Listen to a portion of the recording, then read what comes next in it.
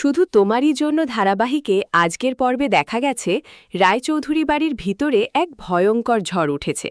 রাজীব রায়চৌধুরী চিৎকার করে বলছেন, ওকে আমি আমার মেয়ে বলে মানি না, ওকে আমি আমার উত্তরাধিকারী বলে মানি না। আর তারই বিপরীতে দাঁড়িয়ে রাধিকা, যিনি অনেক বছর পর বাড়িতে ফিরে এসেছেন, তার চোখে জল আর বুকে অসীম সাহস। পুরো পরিবার ভেঙে পড়ার উপক্রম। রাহুল তার বোনের পাশে দাঁড়িয়ে বলছে, দিদিয়া ফিরে এসেছে, আজ সবার সামনে ক্ষমা চাইছে, তাকে ক্ষমা করে দেওয়া উচিত। কিন্তু রাজীবের রাগ যেন আগুনের মতো জ্বলছে। তিতলির উপস্থিতি, রাহির সাহসী প্রতিবাদ, মিমোর আগমন, সব মিলিয়ে বাড়ির পরিবেশ বিষাক্ত হয়ে উঠেছে। এই ঝড়ের মাঝে রাধিকা যখন জল এনে দিলেন, তিতলির শাড়ি ভিজে যাওয়ার অজুহাতে থেকে যাওয়ার প্রস্তাব, তখন পুরো বাড়ি নতুন করে নড়ে উঠল। রাহি তার শ্বশুরকে সামনে দাঁড়িয়ে প্রশ্ন করছে, আপনি রাহুলের বিদেশ যাওয়া মেনে নিয়েছিলেন, তাহলে দিদিভাইকে কেন মেনে নিতে পারছেন না? রাজীবের একা থাকার হুমকি, রাহির ভিডিও করে ব্ল্যাকমেইলের অভিযোগ, সবকিছু মিলিয়ে এমন একটা পরিস্থিতি তৈরি হয়েছে যেখানে পরিবারের প্রতিটি সম্পর্ক টালমাটাল। রাধিকা তার ছেলে টিনটিনকে নিয়ে চলে যাওয়ার প্রস্তুতি নিচ্ছেন, কিন্তু তার চোখে সেই পুরনো কষ্ট আর নতুন আশা মিশে আছে। আগামী পর্বে কি হতে চলেছে? রাজীব কি সত্যিই সবাইকে বাড়ি থেকে বের করে দেবেন, নাকি রাধিকার ফেরা তার পাথরের মতো হৃদয়কে নরম করবে? রাহুল কি তিতলিকে সামনে রেখে রাহিকে আরও কাছে টেনে নেবে? রাহি কি তার সাহস দেখিয়ে শ্বশুরের সামনে আরও বড় চ্যালেঞ্জ ছুড়ে দেবে? মিমোর সাথে রাধিকার কথোপকথন কোন নতুন রহস্য উন্মোচন করবে? আর টিনটিনকে দেখে পরিবারের মন কি একটুও গলে? সব প্রশ্নের উত্তর লুকিয়ে আছে আগামী পর্বের বাকি বাঁকে।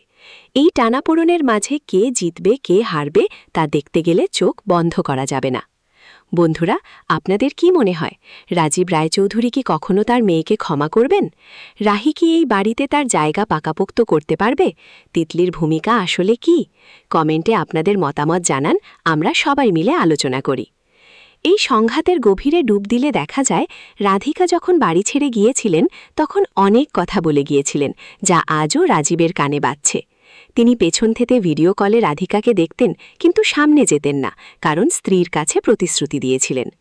আজ সেই রাধিকাই ফিরে এসেছেন তার ছেলে টিনটিনকে নিয়ে। রাহুল তার বোনকে সমর্থন করে বলছে, আমরা কেউ কোথাও যাব না তোমাকে ছেড়ে। রাহির সাহসী কথায় রাজীব আরও ক্ষেপে গিয়ে বলছেন, একা থাকব, বৃদ্ধাশ্রমে চলে যাব। কিন্তু তার চোখের কোণে লুকিয়ে থাকা কষ্ট কি কেউ দেখতে পাচ্ছে? রাহি যখন বলছে, আমি শিক্ষিকা, ভয় পাওয়ানোর অভ্যাস আমার আছে, তখন পুরো বাড়ির পরিবেশ থমকে যায়। তিতলির শাড়ি ভেজানোর ঘটনা, মিমোর সাথে রাধিকার কথা, লাগেজ নামানোর জটিলতা, সবকিছু যেন একটা বড় ষড়যন্ত্রের অংশ। রাজীবের একা থাকার ঘোষণা শুনে সবাই চিন্তিত। রাধিকা তার পুরনো ভুলের জন্য ক্ষমা চাইছেন, কিন্তু রাজীবের হৃদয় কি এত সহজে গলবে? অন্যদিকে রাহুলের মনে তিতলি আর রাহির মাঝে কোনো জটিলতা তৈরি হচ্ছে। মিমোর সাথে রাধিকার কথোপকথন কি নতুন কোনো সত্য বের করে আনবে? এই পরিস্থিতিতে পরিবারের প্রতিটি সদস্যের আবেগ ফুটে উঠছে। রাহুল তার বোনকে আশ্বাস দিচ্ছে, রাহি তার স্বামীর পাশে দাঁড়িয়ে শ্বশুরের সামনে প্রতিবাদ করছে, আর টিনটিনের নিরীহ চোখ পুরো দৃশ্যকে আরও হৃদয়স্পর্শী করে তুলছে। কে জানে, এই ঝগড়ার মাঝে হয়তো কোনো নতুন সম্পর্ক গড়ে উঠবে, অথবা পুরনো ক্ষত আরও গভীর হবে। দর্শক হিসেবে আমাদের হৃদয়ও এই টানাপোড়েনে আটকে গেছে।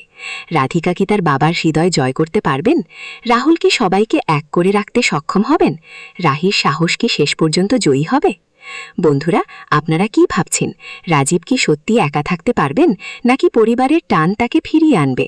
রাহি আর তিতলির মাঝে কোন টানাপোড়েন চলছে? কমেন্ট করে জানান আপনাদের অনুমান। আপনাদের কথা শুনতে আমরা খুব আগ্রহী। এই নাটকীয় মুহূর্তগুলো যত এগোচ্ছে, ততই বোঝা যাচ্ছে যে রায়চৌধুরী বাড়ির সম্পর্কগুলো খুব সহজ নয়।